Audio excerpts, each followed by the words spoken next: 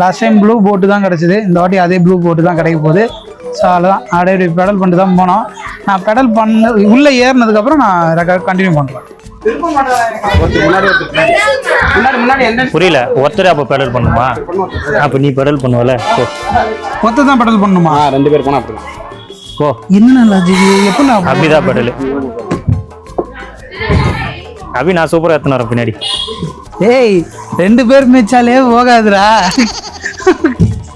ஒருத்தர் தனியா மிதிக்கணும்டா.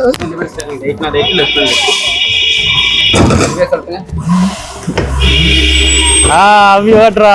ஏய் நீ தானே ஓட்டணும்னு ஆசைப்பட்ட. ஏய் சூப்பரா போடுறா.